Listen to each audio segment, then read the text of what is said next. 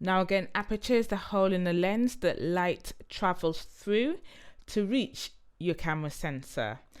Apertures are represented by a series of numbers, and we call those numbers f-stops.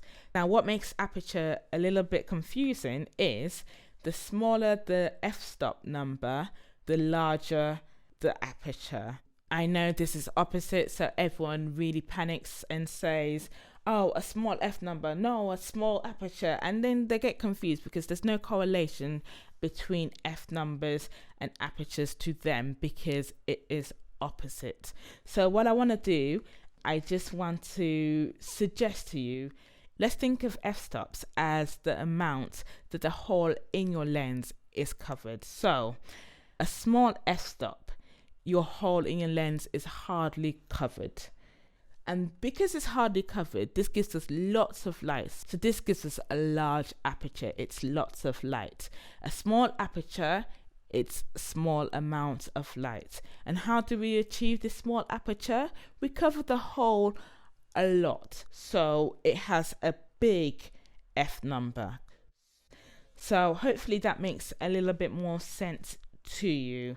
Aperture is one of the hardest things to get your head around when it comes to photography, so don't fret if you need a little bit more practice in terms of aperture.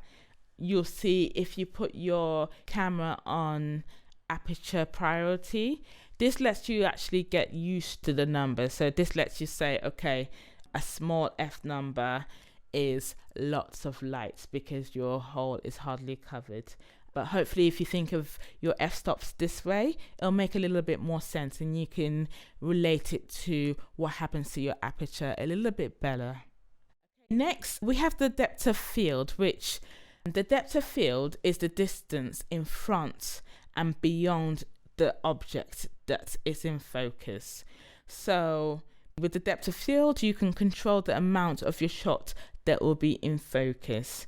On the spectrum, there's a short depth of field and there's a large depth of field. Now, a small depth of field is very useful if you want to isolate your object from the background. So, for example, if you put your camera on portrait mode in your automatic mode, this is what it does. Your subject is in focus, everything else is out of focus.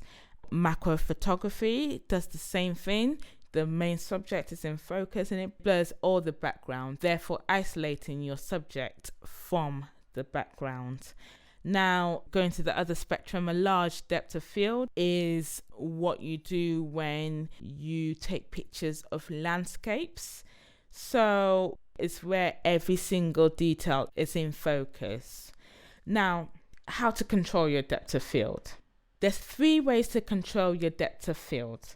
Number 1, you control the depth of field by the size of the aperture. Number 2, you control the depth of field by the distance you are to the object. So for example, if you're close to the object or if you're far from the object. Number 3, you control the depth of field with what lens you are using. Lenses, you can go further in or further out from your subject, or if you're using a prime lens or a fixed lens, you can't.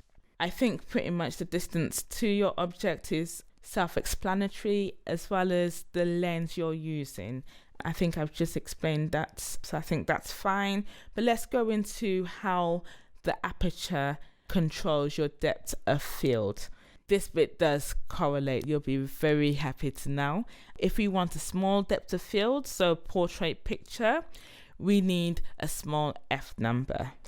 And if we want a large depth of field, so landscapes where everything is in focus, we need a large f number.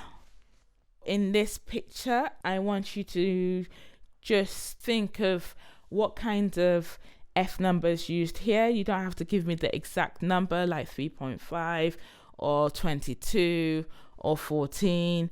I just want you to tell me if it's a small f number, if it's a big f number. So I'll give you a second.